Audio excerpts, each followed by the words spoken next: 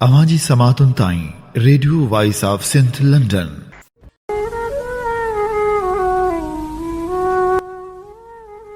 अगे उठ रड़न मुंह भेरे माठ थी, पलाड़ींदे पाण में कुछो कीन कुठन, काजा माम मुठन हिन पुण हुई हुनसी। भलारे भिटदणी जे भलारे बेत सां मुझो ही आवाज़ मुसाफ़िर radio voice of Sindh London ता थी दुनिया जी कुंड कुड़छ ताईं। जंहिंजा माग ॿुधिजे पियो उन्हनि मिणी महिरबाननि खे सिक भरियो सलाम, शाल क़बूल पवे। 25 जनवरी अंगारे जे ॾींहुं प्रोग्राम सोच वीचार साण करे अव्हां जी ख़िदमत में हाज़िर अव्हां जो पंहिंजो मेज़बान हबीब लगारी। प्रोग्राम जी शुरुआत में अव्हां लाइ इहा ई दुआ त शाल जितो जो सुख सलामती सां हुजो, कॾहिं बि ॾुखियो ॾींहुं न ॾिसो ऐं कॾहिं बि अव्हां जूं मुर्कूं मेरियूं न थियनि। अॼोके सोच वीचार प्रोग्राम में अव्हां जी ख़िदमत में पेश कंदासीं सभ खां पहिरियां ख़बरूं, जिन में सिंध में वधी वियल क़त्ल जे वाक़ियनि समेत जग जहान जूं ख़बरूं शामिल हूंदियूं। नामेरे लेखक अनवर पीरज़ादे जो सिंधी वसंदियूं डाहिण वारे मामले ते लिखियल तारीख़ी मज़मून पिणु शामिल हूंदो। उन सां गॾोगॾु नौजवान लेखक कमल मेघवाड़ जो मज़मून पिणु शामिल हूंदो, जेको हुकूमती धुरियुनि जे एहतिजाज वारे मामले ते लिखियल आहे। सभ खां पहिरियां अव्हां जी ख़िदमत में पेश करियूं था ख़बरूं। कराची जी दहली कॉलोनी वारे इलाइक़े मां रहमतुल्लाह पिताफ़ी खे खंभे गुम कयो वियो आहे। नामालूम हथियारबंद रहमतुल्लाह पिताफ़ी खे खणी विया आहिनि। रहमतुल्लाह पिताफ़ी शागिर्द अॻवान हो, जंहिं सोशल मीडिया ते उबावड़ो में सिंध पुलिस तरफ़ां अदालतनि खां मथां क़त्ल वारनि वाक़ियनि ते आवाज़ उथारियो हो। मेहड़ में जीए सिंध मुहाज़ तरफ़ां साईं जीएम सैद जी सालगिरह जी तक़रीब मुनक़िद कई वई। तक़रीब खे जीए सिंध मुहाज़ जे चेयरमैन अब्दुल ख़ालिक जुणेजो, हाशिम खोसो, अमर जुणेजो, फैज़ुल्लाह जुणेजो ऐं ॿियनि ख़िताब कयो। अॻुवाणनि ख़िताब कंदे चयो त साईं जीएम सैद जे फ़िक्र में ई आजबो समायल आहे। समूरनि मसइलनि जे हल लाइ असांखे साईं जीएम सैद जी ॾसियल राह ते हलणो पवंदो ऐं मुसलसल जदोजहद करणी पवंदी। अॻवान वधीक चयो त धारियुनि जी आबादकारी असां कंहिं बि हालत में क़बूल न कंदासीं। सिंध जे माण्हुनि खे अक़लियत में तब्दील करण लाइ मुख़्तलिफ़ साज़िशूं कयूं पियूं वञनि। खंभे गुम कयल मोहम्मद अयूब कांधड़ो ऐं संस पुट सजाद अयूब कांधड़ो अञा ताईं बाज़ियाब थी न आहिनि सघिया। संदन बाज़ियाबी लाइ अॼु ट्विटर ते पिणु ट्रेंड हलायो वेंदो। पका चांग में पिणु सदाम शर, अयाज़ लतीफ़, अयूब कांधड़ो, इंसाफ़ दायो, अलाह वधायो महर, सागर सईद गाॾही ऐं ॿियनि क़ौमी कारकुननि जी आज़ादी लाइ एहतिजाज कयो वियो। एहतिजाज में वकार कोरी, सिकंदर बालादी, मियांदाद सोलंगी, राशिद इम्तियाज़ शर, मंठार शर ऐं ॿिया शरीक थिया। हुननि मुतालबो कयो त खंभे गुम कयल शागिर्दनि तोड़े क़ौमी कारकुननि खे फ़ौरी तौरु आज़ादु कयो वञे। कंबर जी सिटी पुलिस ॻोठ रावंती जे रहवासी औरतनि, ॿारनि ऐं मर्दनि खे खंभे थाणे ते वाड़े छॾियो। मासूम ॿारड़ो थाणे अंदरि फ़ौत थी वियो। वारसनि मासूम ॿार जो लाश शोधा चौक ते रखी टायरनि खे बाहियूं ॾेई पुलिस ख़िलाफ़ एहतिजाजी धरणो हयो। उन मौक़े ते मासूम बालक जे पीउ अयूब चांडियो, धणी बख़्श चांडियो, यासीन सिकंदर, असगर चांडियो ऐं ॿियनि दाहींदे चयो त असां दवा लाइ इस्पताल वञी रहिया हुआसीं त पुलिस औरतुनि ऐं ॿारनि समेत बिना जवाज़ खंभे खणी वञी चइनि कलाकनि ताईं थाणे में विहारे छॾियो, जंहिं करे असांजो ताज़ो जावल ॿार ऑक्सीजन न हुअण करे थाणे अंदरि फ़ौत थी वियो। जंहिं बाद पुलिस असांखे आज़ादु करे छॾियो। जंहिं बाद असां पुलिस ख़िलाफ़ु एहतिजाज कयो त पुलिस पाण खे बचाइण लाइ असां मथां ड्यूटी अटकाव जो केस दाख़िल करे छॾियो आहे। असांखे फ़ौरी तौरु इंसाफ़ फ़राहम कयो वञे। ओबावड़े में 2 ॾींहं अॻु दहशतगर्द ॼाणाए मारियल नौजवान इमामदीन पिताफ़ी जे शागिर्द हुजण जो इंकशाफ़ थियो आहे। जंहिं खां पोइ पुलिस मुक़ाबिलो शकी बणिजी वियो आहे। मक़तूल नौजवान इमामुद्दीन जे वालिद उबैदुल्ला ऐं ॿियनि घर भातियुनि मीडिया सां ॻाल्हाईंदे चयो आहे त इमामुद्दीन शाह लतीफ़ यूनिवर्सिटी जो शागिर्दु आहे। हूअ LLB करे रहियो हो। हिन वक़्तु हुनजो LLB में 3 साल हो। हूअ ख़ैरपुर जे मदरसे जामिया हैदरिया में 6 सालनि खां दीनी तालीम पिणु हासिल करे रहियो हो। इमामुद्दीन खे बेदर्दी सां शहीद करे असांजे उमेदनि ऐं ख़्वाबनि जो क़त्ल कयो वियो आहे। मक़तूल जे वालिद ॿुधायो त आउं पाण सरकारी अरबी उस्ताद आहियां। मुंहिंजी घरवारी पिणु प्राइमरी हेडमिस्ट्रेस आहे। मुंहिंजी हिकु धीउ इंटर पास, ॿी धीउ IBS सखर मां पास आउट आहे ऐं 3 धीउ IBA सखर मां पास आउट ऐं इस्लामिया कॉलेज घोटकी में पढ़ाईंदी आहे। मुंहिंजो ॿियो नंबर पुटु इमामुद्दीन जो भाउ शाह अब्दुल लतीफ़ यूनिवर्सिटी मां BBA पास आहे। असांजो समूरो ख़ानदान पढ़ियल लिखियल ऐं शरीफ़ आहे। दहशतगर्दी खां सख़्तु नफ़रत करियूं था। कंहिं बि पाबंदी पियल तनज़ीम सां परे परे जो वास्तो न आहे। इमामुद्दीन मथां हिकु बि केस दाख़िल थियल न हो। हाणे पुलिस हुन मथां कूड़ा केस दाख़िल करे संस कूड़ो ॾोही रिकॉर्ड ठाहिण में मसरूफ़ आहे। पुलिस असां सां वॾो ज़ुल्म कयो आहे। हुननि chief justice Sindh high court, वॾे वज़ीर, IG सिंध ऐं ॿियनि खां मुतालबो कयो आहे त नोटिस वठी जाली मुक़ाबले जी आला सतही जांच कराई वञे। होॾां SSP घोटकी इमामुद्दीन पिताफ़ी खे दहशतगर्द करार ॾेई रहियो आहे, पर हिन वक़्त ताईं हूअ शागिर्द जो ॾोही रिकॉर्ड मीडिया खे फ़राहम न करे सघियो आहे। ॿिए पासे मदरसा जामिया हैदरिया ख़ैरपुर जे मुहतमम मौलाना सनाउल्ला हैदरी राब्तो करण ते ॿुधायो त इमामुद्दीन असां वटि कुझु साल पढ़ियो हो, पर 3 महीना अॻु असांजो मदरसो छॾे वियो हो ऐं शाह अब्दुल लतीफ़ यूनिवर्सिटी में पढ़ंदो हो।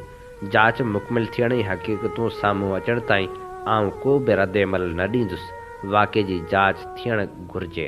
इमामुद्दीन पिताफ़ी जे हवाले सां वारसनि जो मौक़िफ़ ऐं संस शागिर्द हुजण जो इंकशाफ थियण खां पोइ इमामुद्दीन जे क़त्ल ख़िलाफ़ सोशल मीडिया ते मुहिम शुरू थी वई आहे। सुञाण धुरियुनि सोशल मीडिया वसीले मौक़िफ़ इख़्तियार कयो त सिंध खे पुलिस स्टेट बणायो वियो आहे।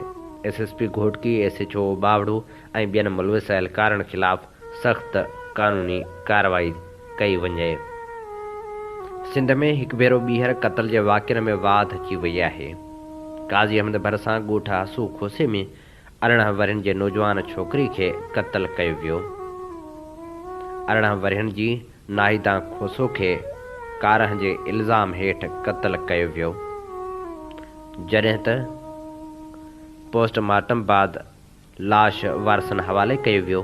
काज़ी अहमद पुलिस क़त्ल जे इल्ज़ाम में नारी जे भाउ मुनवर खोसे खे गिरफ़्तार करे वरितो। शहदादपुर जे ख़ानगी स्कूल में नीगर गोली लॻण सबबि ज़ख़्मी थी पियो। 3 शागिर्दनि खे पिणु सोघो कयो वियो आहे। ख़ानगी एकेडमी में 8वीं क्लास जे शागिर्द रिहान राजपूत खे जंग में गोली लॻी। शागिर्द गणती जोगी हालत में कराची मुंतकिल। इंतज़ामी अमलदार मोकल कराए स्कूल खे ताला हणी फ़रार। SHO अटालन सुमेत पहुची वियो। समें माण्हू गॾु शागिर्द शाहज़ेब हुसैन ऐं साकिब मलक खे गिरफ़्तार कयो वियो, जॾहिं त पुलिस ॿुधायो त स्कूल खे सील कयो वियो आहे। हिकु शागिर्द घर मां पिस्टोल खणी आयो हो। शागिर्दनि जी हरकत दौरान रिहान ज़ख़्मी थी पियो। कंबर भरिसां 9 ॾींहं अॻु गुम थियल ॿार जो वाह मां लाश मिलियो। ॻोठ दरिया ख़ान चांडियो मां 9 ॾींहं अॻु 2 वरहनि जो अब्दुल कुदूस चांडियो गुम थी वियो हो। वारसनि जी ॻोल्हा बावजूदि नीगर जो को पतो पइजी न सघियो हो। क़ौमी अवामी तहरीक जे सरबराह अयाद लतीफ़ पलीजे चयो आहे त वफ़ाक़ ऐं पीपल्स पार्टी गॾिजी सिंध जी ज़राइत खे तबाह कयो आहे। सिंध खे पंहिंजे हिसे जो पाणी बि नथो मिले। जेको मिले थो उन ते हुकुमरान कब्ज़ो करे वेठल आहिनि। मुख़ालिफ़नि ऐं पुछड़ी जे आबादकारनि खे पाणी नथो ॾिनो वञे। पंहिंजे जारी कयल बयान में अयाद लतीफ़ पलीजे वधीक चयो आहे त नकली ॿिज ऐं नकली दवाउनि जे कुदे कारोबार खे सिंध हुकूमत जे सरपरस्ती हासिल आहे। पीपल्स पार्टी हथ वठी हारियुनि आबादकारनि खे तबाह करे हाणे ड्रामेबाज़ी करे रही आहे। इलेक्शन वेझी ॾिसी पीपल्स पार्टी पॉइंट स्कोरिंग लाइ हारियुनि लाइ एहतिजाज जो ड्रामो करे रही आहे। नींदो भरिसां ॻोठ जान मोहम्मद पंवर जो रहवासी रसूल बख्श पलीजे ऐं फाज़िल राहू जो वेझो साथी लतीफ़ जो पारखू क़ौमी अवामी तहरीक जो मरकज़ी अॻवान कामरेड नूर मोहम्मद पंवर 90 सालनि जी उमिरि में लाॾाणो करे वियो। नूर मोहम्मद पंवर सॼी ज़िंदगी रसूल बख्श पलीजे ऐं संसद पार्टी सां वाॻियल रहियो। नूर मोहम्मद पंवर MRD तहरीक जो सरगर्म कारकुन हो।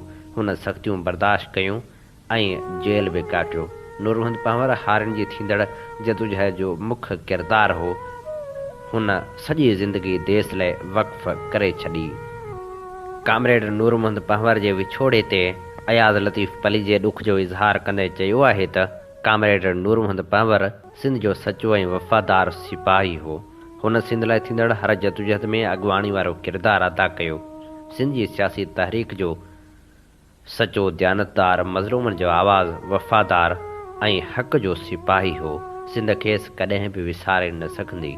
ॿिए तरफ़ क़ौमी अवामी तहरीक जो मरकज़ी वफ़द अशरफ तलीजो, अल्ताफ़ ख़ासकेली, फाज़िल समो, GM बुलेदी, माशूक चांडियो ऐं ॿिया पार्टी जे सीनियर अॻवान नूर मोहम्मद पंवर जे तॾे ते पहुता ऐं हुननि संस पुट सां ताज़ियत पिणु कई। कंबर ज़िले जे ख़ैरपुर जूसो में पिलाड़ जे मामले तां क़त्ल कयल फ़हमीदा सियाल जे केस जे सिलसिले में दहशतगर्दी जे अंत वारी अदालत में ॿुधणी थी। फ़हमीदा सियाल क़त्ल केस जे मुलज़िमनि खे 3 महीननि बाद बि अदालत में पेश न करण ते अदालत पुलिस ते कावड़ जो इज़हार कयो। जॾहिं त अदालत क़त्ल में मुलविस मफ़रूर जवाबदार MPA जे वालिद शहीद इसराण ऐं संस मामे नदीम इसराण जा ज़मानत न थियण जोॻा वारंट जारी करे छॾिया। ॿुधणी दौरान फ़हमीदा सियाल क़त्ल केस जे फ़रियादी तक़ी सियाल अदालत में पुलिस ख़िलाफ़ बयान ॾींदे चयो आहे त पुलिस फ़हमीदा सियाल क़त्ल केस जे जवाबदारनि शहीद इसराण ऐं संस मामे नदीम इसराण खे गिरफ़्तार करण बदिरां संदन पुठ भराई करे रही आहे। जॾहिं जवाबदार कराची में पंहिंजनि बंगलनि ते आराम सां रही ऐं घुमी फिरी रहिया आहिनि, पर पुलिस खेनि ॻोल्हे न सघण जो ड्रामो रचाए रही आहे। हुन अदालत खे अपील कंदे चयो त फ़हमीदा सियाल जे क़त्ल में घुरिबल जवाबदार शहीद इसराण ऐं संस मामे नदीम खे गिरफ़्तार करे अदालत में आंदो वञे त जीअं अदालत जी कार्रवाई अॻिते वधी सघे। जंहिं ते अदालत पुलिस खे छंड पटींदे फ़हमीदा सियाल क़त्ल केस जो घुरिबल जवाबदारनि शहीद इसराण ऐं संस मामे नदीम इसराण खे गिरफ़्तार करे 27 जनवरी ते अदालत में पेश करण जो हुकुम जारी करे छॾियो। दोदापुर भरिसां ॻोठ पुनू भट्टी जो रहवासी सैयद अमजद शाह कराची में हथियारबंदनि हथां क़त्ल थी वियो। कराची में हथियारबंदनि खांसि फुर जी कोशिशि कई त हुन मज़ाहिमत कई, जंहिं ते हथियारबंदनि खेसि गोलियूं हणी क़त्ल करे छॾियो। सन भरिसां बुढ़ापुर जे कचेवारे इलाइक़े में झेड़ींदड़ 2 धुरियुनि वटि सैयद जलाल महमूद शाह जी अॻवानी में मिंथ मेड़ काफ़िलो पहुतो। गुज़िरियल 20 ॾींहनि खां हलंदड़ झेड़े जे ख़ात्मे लाइ SUP सरबराह सैयद जलाल महमूद शाह काफ़िले जी सूरत में बुढ़ापुर पहुतो, जिते लुकमान खोसो सैयद जलाल महमूद शाह खां वक़्तु घुरियो, जॾहिं त ॿियो पाड़ो दोस्त मोहम्मद ॻाल्हाइण लाइ राज़पो ज़ाहिर कयो। जंहिंखां पोइ कचेवारा इलाइक़े दड़ा माछी पहुची नबेरे बाबति ॻाल्हियूं कयूं, जंहिं ते ग़ुलाम मोहम्मद माछी जी धुर बि फ़ैसिले लाइ राज़ी थी वई। ॿिन्ही धुरियुनि यकीन ॾियारियो त जेसिताईं ॻाल्हियूं थियनि तेसिताईं असां मां को बि अॻु भराई न कंदो। उन सिलसिले में धुरियुनि चयो त सैयद जलाल महमूद शाह असां वटि लंघी आयो आहे, असां का बि अॻराई न कंदासीं। ॿिए तरफ़ SUP सरबराह सैयद जलाल महमूद शाह चयो त असीं चाहियूं था त सिंध जी हर जाइ ते सिंधी अमन प्यार ऐं भाईचारे सां ज़िंदगी गुज़ारिन, छो जो अमन हूंदो त तरक़ी बि थींदी, न त झेड़नि शहरनि जा शहर ऐं ॻोठनि जा ॻोठ वीरान करे छॾिया आहिनि। असीं धुरियुनि जे 13 वरहनि खां हलंदड़ तकरार खे ख़तमु कराए खीर खंड कंदासूं। हैदराबाद जे कासमाबाद वारे इलाइक़े मां औरत जो मथे में गोली लॻल लाश हथ आयो। आसिम क्लिनिक भरिसां घर मां 30 सालनि जी फ़हमीदा भुट्टो जो लाश मिलियो, जॾहिं त वारसनि जो चवणु हो त औरत जो ज़हनी तवाज़न दुरुस्त न हो। हुन पाण खे गोली हणी आपघात कयो आहे। थरकोल रोड ते ट्रालर नौजवान मथां चढ़ी वियो, जंहिंजे करे नौजवान फ़ौत थी वियो। टडो बागो वासी ॿिनि नौजवाननि जे मथां ट्रालर चढ़ी वियो, जंहिंमें हिकु नौजवान इब्राहिम राहिमो मौक़े ते फ़ौत थी वियो, जॾहिं त मुबारक सख़्तु ज़ख़्मी थी पियो, जंहिंखे हैदराबाद मुंतक़िल कयो वियो। हीअ असीं अव्हां जी ख़िदमत में पेश करे रहियासीं ख़बरूं। अव्हां ॿुधी रहिया आहियो radio voice of Sindh London, ऐं अव्हां जी ख़िदमत में प्रोग्राम पेश कयो पियो वञे सोच वीचार जे हिन सफ़र में आऊं अव्हां सां मुख़ातिब अव्हां जो पंहिंजो मेज़बान आहियां हबीब लगारी। मसइलनि जा ज़िम्मेवार पाण एहतिजाज ते लथल जे उनवान सां नौजवान लेखक कमल मेघवाड़ लिखे थो, प्यारे मुल्क में मजमूई तौर मसइलनि जो काथो त करे नथो सघिजे, पर जेके मसइला करे खणी बीठा हूंदा आहिनि उन्हनि जी आड़ में मुख़ालिफ़ तोड़े हुकूमती पार्टियुनि पारां बयानबाज़ी ऐं इल्ज़ामनि जी बुछाड़ जा किस्सा कंहिं हद ताईं हैरत जोगा ज़रूरु हूंदा आहिनि।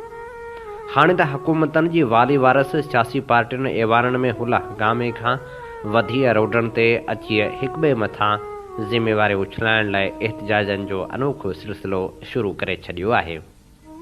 हैरत जी ॻाल्हि इहा आहे त जिन सियासी पार्टियुनि वटि इक़्तिदार आहे, जेके वफ़ाक़ी तौरु सूबाई हुकूमतनि जा इख़्तियार रखंदड़ आहिनि, उहे ई उन्हनि इशूज़ ते एहतिजाज करे ॼण पंहिंजो पांद आजो कराए रहियूं आहिनि। हालांकि उन्हनि मसइलनि जा ज़िम्मेवार उहे ई आहिनि जेके हुकूमती कुर्सियुनि ते बिराजमान आहिनि। उन्हनि मसइलनि खे मुंहुं ॾींदड़ अवाम खे एहतिजाज करण जो हक़ आहे, पर हिते मसइलनि जा ज़िम्मेवार पाण को हल कढण बदिरां हिक ॿिए ख़िलाफ़ एहतिजाज करे अजीब रवश खे जनम ॾेई रहिया आहिनि।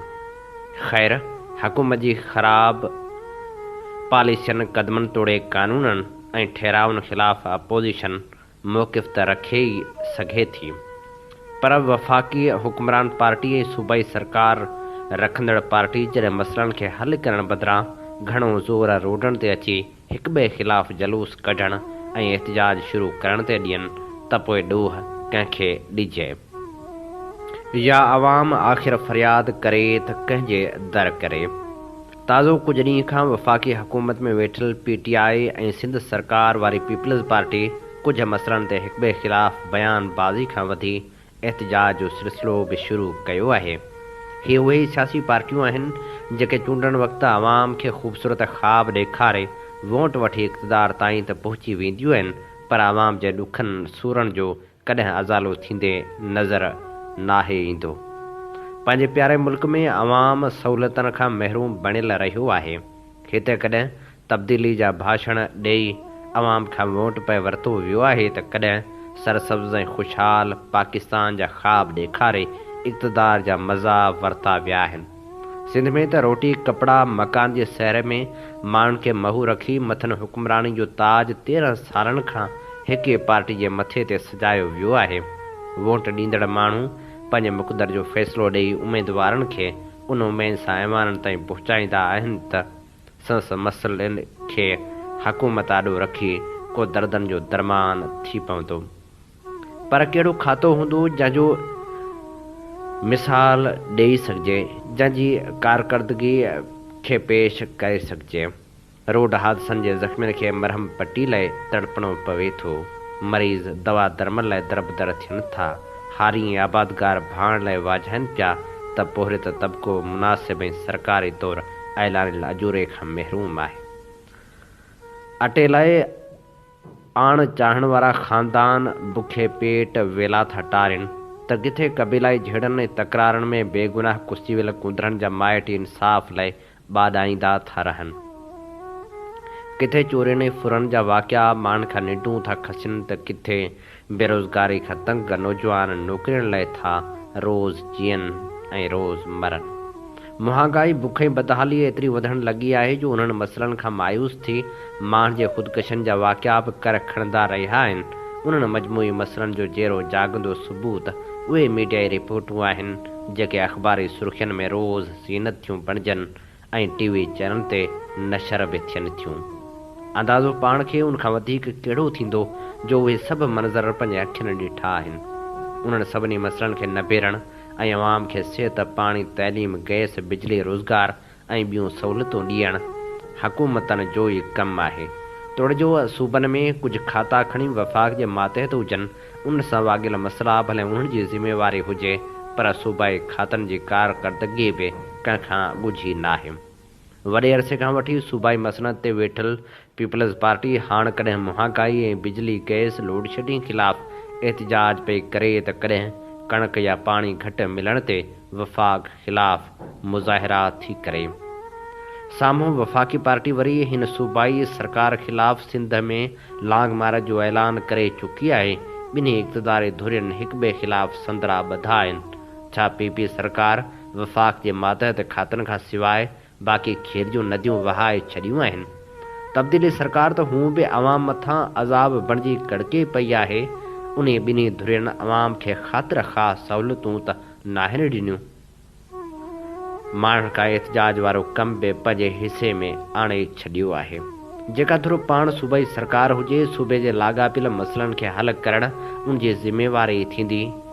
उन ॻाल्हि में को शक कोन्हे त वफ़ाक़ी हुकूमत कर्ज़नि जा कर्ज़ खणी मुल्क जो ॾेवालो कढी छॾियो आहे। मुल्क में महांगाई जो तूफ़ान आहे। तेल, गैस, बिजली जा अघ वधी रहिया आहिनि। माण्हू मानी गभेल पियो वाझाए, पर साॻे वक़्तु सिंध में मक़ामी हुकूमत बि का कसर नाहे छॾी। 13 सालनि जी हुक्मरानी दौरान अवाम जा सूरत नाहिनि विया। सिंध में तालीम जी उहा हालत आहे जो सवें स्कूल गैर फ़ाल बणिजी विया आहिनि, जिन जो पाण हुकूमत एतिराफ़ करे उहे बंदि पई कराए। आबादगारनि खे भाण न पियो मिले। पीपी सरकार उन डीलरनि ख़िलाफ़ कार्रवाई बदिरां हमदर्दी जताइण लाइ आबादगारनि सां यकजहती तौरु ट्रैक्टर ट्राली मार्च पई कराए। वफ़ाक़ पंहिंजे खाते जे उणाइनि खे बहितर करे अवाम जा मसइला हल करे त साॻे वक़्तु सूबाई सरकार जी बि ज़िमेवारी आहे त उहे रोज़ रोज़ मसइलनि ख़िलाफ़ दाहींदड़ माण्हुनि जो तदारक कनि।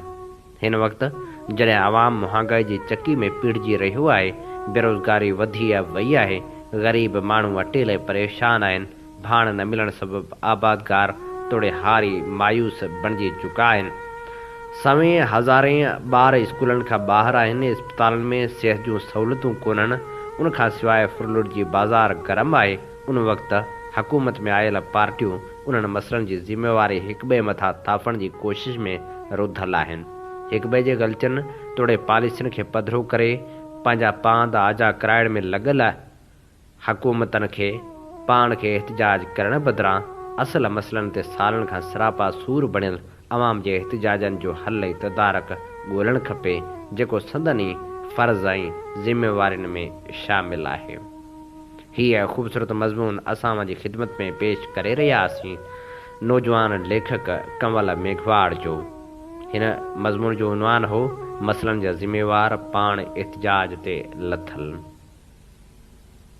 ऐं हाणे प्रोग्राम में वर्क वरायूं था नामियारे लेखक, शाइर ऐं सहाफ़ी अनवर पीरज़ादे जी किताब सिंध जा। ऐं असीं अवां जी ख़िदमत में पेश करियूं था उहो मज़मून जंहिंजो उनवान आहे कलाच जो कहर।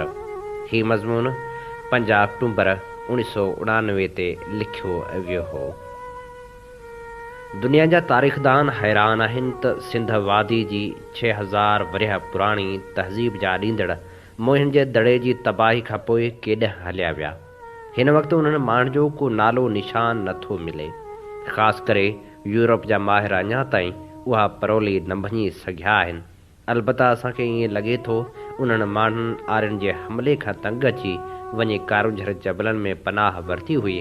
उनजो हिकिड़ो सबूत इहो आहे त मोहन जे दड़े वारे हिकु मोहर ते जेको ढॻो नज़र अचे थो उहो पंहिंजनि वॾनि वॾनि ऐं गोल सिंगनि सुमेत हिन वक़्तु रुॻो थर में मौजूदु आहे ऐं मोहन जे डांसिंग गर्ल खे कुल्हे खां वठी ठूंठ ताईं ऐं ठूंठ खां वठी हथ जी किराई ताईं जेके चूड़ियूं पातल आहिनि उहे अॼु थर जे हर गैर मुस्लमान तोड़े मुस्लमान औरत पाए थी। थर हूं त बर आहे, पर उनजी आख़िरी ॾाखणे छेड़े ते कारुंझर जो जबल छटी मैल गोलाई ते पखिड़ियल आहे ऐं उन में धारियुनि जे काहनी हमलनि खां बचण लाइ लिकण जा हज़ारे हंध पेचरा मौजूदु आहिनि।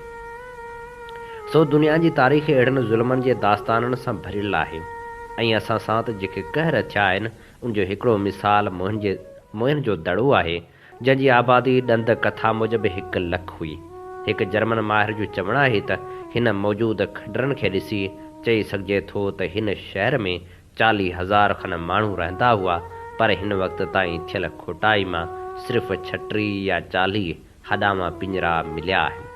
जमा उहा ॻाल्हि ज़ाहिर आहे त बाक़ी माण्हू का आज़ार खां हितां भॼी निकिता आहिनि ऐं तारीख़ जी दज़ ऐं लट में ग़ाइब ऐं नाबूद थी विया आहिनि।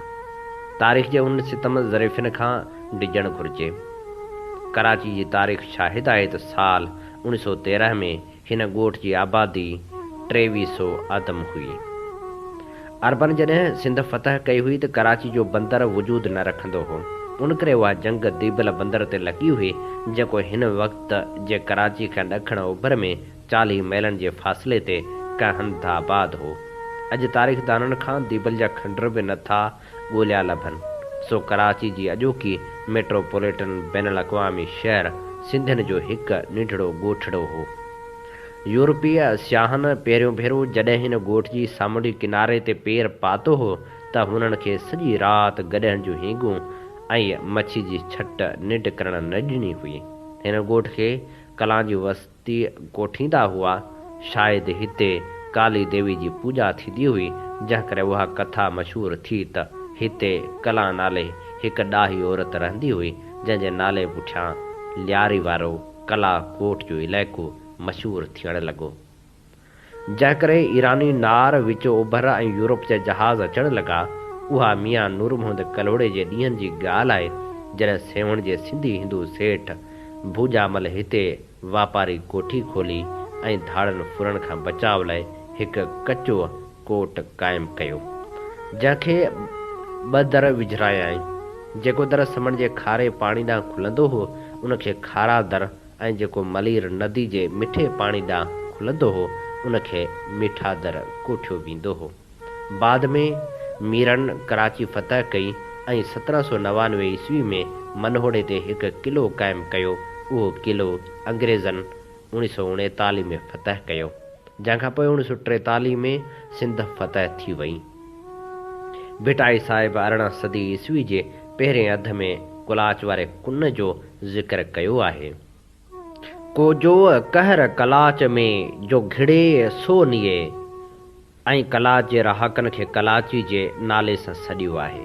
काल्ह कलाची वेड़ा छटियूं खणी छगेर, भाइरनि भेरो न कयो अदन कई अवेर, अहिड़ी ख़ासे खेर कुन वराए झले। उन दौर खां वठी अंग्रेज़नि जी हुकूमत ताईं हिते जे क़दीम ॻोठनि में सिंधी माण्हू रहंदा हुआ। अंग्रेज़नि जो सिंध ते राज जुमली 104 साल हलियो। उन दौरान कराची शहर तरक़ी करणु शुरू कई। हिन शहर जे पारसी ऐं हिंदू मेरनि हिन नगरी जे रोडनि खे रोज़ानो सुबुह जो पाणी सां धोईंदा हुआ, पर सिंधियुनि जा क़दीम ॻोठ कॾहिं तबाह थींदे कोन ॾिठा विया। उन खां पोइ हिन शहर जी तारीख़ में साल 1947 शुमार थी वियो। उन वक़्तु हिन शहर खे जिन विचोले तबिके जे सिंधी हिंदनि सुधारियो ऐं संवारियो हो, तिन खे नेकाली ॾिनी वई ऐं पोइ केडीए खे वजूद में आंदो वियो। जंहिं बिल्डोज़र ख़रीद कया ऐं कराची में सिंधियुनि जा क़दीम ॻोठ नाबूद थियणु लॻा, चयो वियो त हीअ जदीद दौरु आहे। क़दामत पसंदी जूं ॻाल्हियूं बंदि करियो। दुनिया जी तारीख़ जी एजेंडा ते लिखियलु आहे त वक़्तु गुज़रण सां जीअं जीअं दुनिया तरक़ी कंदी तीअं तीअं ॿाहिराणियूं ख़तमु थी वेंदियूं ऐं उन्हनि जायुनि ते शहर निकिरी ज़ाहिर थींदा।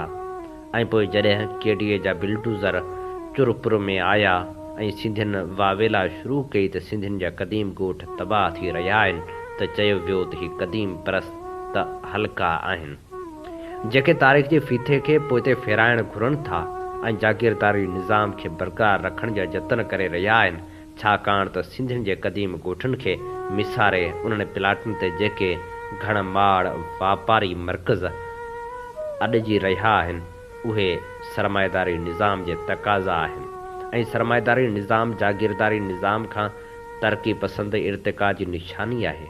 अहिड़ियूं ॻाल्हियूं तॾहिं बि थियूं हुयूं जॾहिं बलूचिस्तान में फ़ौज कशी खां पोइ आर्मी जा बिल्डूज़र रोड ठाहे रहिया हुआ ऐं बलूचिस्तान जे सरदारनि चयो हो त उहा जेकॾहिं जन्नत आहे तॾहिं बि असांखे न घुरिजे।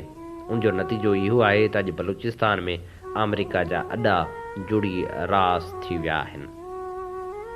सो कराची में सिंधियुनि जे क़दीम ॻोठनि खे बिल्डूज़ करण वारनि जा दलील तरक़ी पसंदी जी वोट में ग़रक़ी पसंदी जा फ़लसफ़ा हुआ जेके सिंधियुनि ते कहर जी सूरत में नाज़िल कया विया।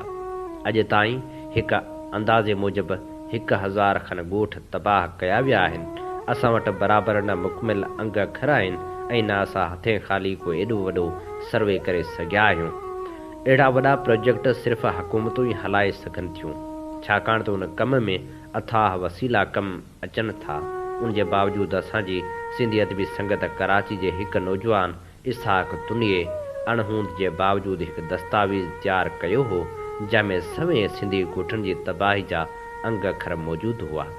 अहिड़ियूं कोशिशूं सगाई सिंधी सॼणनि साथ जहिड़ियुनि कुझु ॿियनि तनज़ीमनि पिण कयूं आहिनि। ज़रूरत उन ॻाल्हि जी आहे त सिंध जे मौजूदा चूंडियल अवामी हुकूमत उन्हनि सभिनी सॼणनि खे भरपूर वसीला मौजूदु करे ॾिए त जीअं उहे कराची शहर अंदरि ऐं उनजे ओसे पासे में वसंदड़ सिंधियुनि जे क़दीम ॻोठनि जा अंग अखर जमा करे उन ज़ुल्म जे दास्ताननि खे सिंधी तारीख़ वर्कनि में कलमबंद करे सघनि जंहिं तहत हेल ताईं सवें ॻोठ तबाह कया विया आहिनि। अलबत्ता हीउ कमु को सवलो न आहे। हिकु सहाफ़ी जी हैसियत में मूंखे चङी तरह ॼाण आहे त सिंध हुकूमत गुज़िरियल केतिरनि सालनि खां अणथक कोशिशनि जे बावजूदि KDA खां 2 अरब रुपयनि जो उहो पुराणो कर्ज़ बि उगाड़े न सघी आहे जेको कराची में वापारी मर्कज़नि ऐं रिहायशी स्कीमनि जी तामीर लाइ सूबाई हुकूमत खां ख़रीद कयल ज़मीन जी क़ीमत आहे। मूंखे ज़ाती तरह ॼाण आहे त ज़ियाशाही वारे दौर में जॾहिं बि सिंध हुकूमत जे नाणे वारी वज़ारतुनि कर्ज़ चुकाइण लाइ KDA खे सोढ़ो कयो त इस्लामाबाद मां ख़तरनाक सिग्नल अचणु लॻंदा हुआ जिन में सिंध हुकूमत जे ऑफिसरनि खे वात बंदि रखण जूं सख़्त हिदायतूं हूंदियूं हुयूं। उहो मसइलो अञा ताईं जीअं जो तीअं आहे ऐं पाकिस्तान पीपल्स पार्टी जी मौजूदा हुकूमत जा 10 महीना पंहिंजे इक़्तिदार जा पूरा कया आहिनि उहा बि अञा उन मुहिम में कामयाबी हासिल करे न सघी आहे। उहा ॻाल्हि साबित करे थी त KDA पाण हिकु हुकूमत आहे। उन सूरतहाल जी रोशनी में ॾिसिजे थो त लॻे थो कराची में सिंधियुनि जे क़दीम ॻोठनि जो मुस्तक़बिल ख़तरे में आहे। बहरहाल जेकॾहिं मसनूई तरीक़े सां मायूसी वारी उन सूरतहाल खे पुरोमेदी वारे ख़्वाब जे हवाले सां ॾिसिजे त पोइ ईअं ई चई सघिजे थो त कराची में सिंधियुनि जे क़दीम ॻोठनि खे ठाहे उन्हनि मथां जेके आसमान सां ॻाल्हियूं कंदड़ इमारतूं अॾियूं वियूं आहिनि उन्हनि जा कब्ज़ा उन्हनि ग़रीब ॻोठाणनि जे हवाले कया वञनि जिन खां ज़ोर ऐं ज़बरदस्ती जे बुनियाद ते पंहिंजा माॻ ख़ाली कराया विया आहिनि। जेकॾहिं ईअं थिए त पोइ चइबो त हिन मुल्क में इंसाफ़ जी हुक्मरानी आहे। ॿी सूरत में बाक़ी बचियल सिंधी ॻोठनि खां बि रोई मोकिलाइणो पवंदो। सो ईअं न थिए जो मुस्तक़बिल में मोहन जे दड़े वारनि माण्हुनि वांगुरु असां कराची जे क़दीम सिंधियुनि खे खोटाई ज़रिए बि ॻोल्हे ऐं फुले न सघूं। हिन वक़्तु कुझु क़दीम सिंधी ॻोठ कराची शहर जे विच में आबाद आहिनि। ॿिया गडाणी बेज खां वठी शाह बंदर ताईं सामुंडी किनारे ते आबाद आहिनि ऐं बाक़ी कराची जे ओभर ॾखण ऐं उत्तर वारनि सरहदनि ते आहिनि। हज़ारनि जी तइदाद में उन्हनि ॻोठनि अंदरि अॼु जीअण जूं के बि सहूलियतूं मुहैया न आहिनि। कराची खे जेकॾहिं हक़ीक़ी माना में तरक़ी ॾियारणी आहे त उन लाइ ज़रूरी आहे त उन्हनि ॻोठनि लाइ हिकु जुदा वज़ारत खोली वञे ऐं ॻोठनि में रहंदड़ माण्हुनि खे उथारण खां सवाइ हुननि खे पका घर ठाहे ॾिना वञनि ऐं उहे सभई सहूलियतूं मुहैया करे ॾिनियूं वञनि जेके defence housing society Mohammad Ali society ऐं KDA स्कीम नंबर 1 खे मिलियल आहिनि। आख़िर में आऊं सिंध हुकूमत जो ध्यानु उन्हनि सिंधी वॾेरनि ऐं क़दीम सिंधी ॻोठनि जे क़बाइली सरदारनि जे सिंध दुश्मन अमलनि ॾांहुं बि छिकाइणु घुरंदुसि जेके तइमीराती कंपनियुनि खां पैसा वठी पंहिंजे राज में शामिल ग़रीब ॻोठाणनि जा झूपा नीलाम करे रहिया आहिनि ऐं जेकॾहिं को ॻोठाणो एतिराज़ थो करे त उनखे पुलिस जे हवाले करे था छॾनि। सो पंहिंजनि तोड़े परावनि जा ज़ुल्म ॾिसी कराची जे ग़रीब सिंधियुनि जी हालति बिटाई साहिब जे उन बैत वारी वञी थी बीहे जंहिंमें चयो अथसि त ॾुखी तोए ॾुकार तोड़े वसन मीहड़ा। हीअ ख़ूबसूरत मज़मून असां जी ख़िदमत में पेश करे रहियासीं नाम्यारे लेखक साफ़ी ऐं शाइर अनवर पीरज़ादे जो लिखियल, जंहिंजो उनवान हो कलाच जो कहर। ही मज़मून असां लाइ चूंड कयो हो संस लिखियल किताब सिंध मां। इन ते प्रोग्राम जो वक़्तु पंहिंजी पुॼाणी ते पहुचे थो। पंहिंजे मेज़बान हबीब लगारी खे इन साॻी दुआ सां ॾींदा इजाज़त। वसे भिट तुंहिंजी भलारा सदा सदा देस परदेस सारा वसन। कॾहिं सिंध सिंजी न मेरी थे, कॾहिं मोड़ कंहिंजा न मुरझाए जन।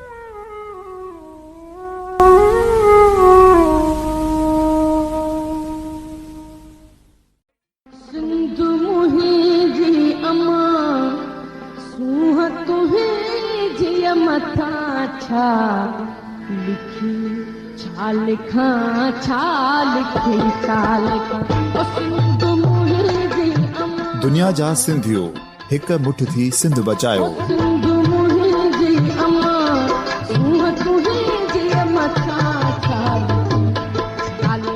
सिंध जो क़ौमी आवाज़ radio voice of Sindh London.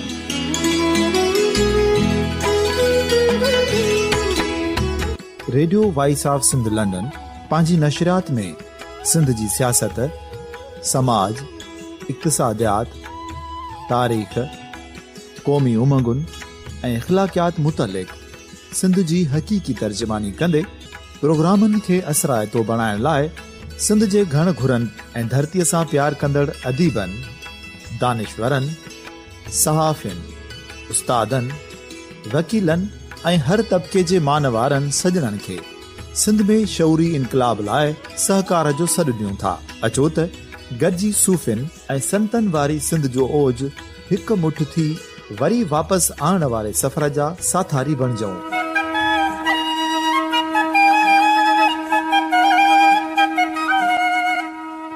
हिकु नए सुबुह जी शुरूआत जो पड़ाॾो घर घर, ॻोठ ॻोठ ऐं शहर शहर ताईं पहुचायो। शाल सिंध आबाद ऐं ख़ुशहाल थिए, सिंधी माण्हू सुखियो ऐं सताबो थिए।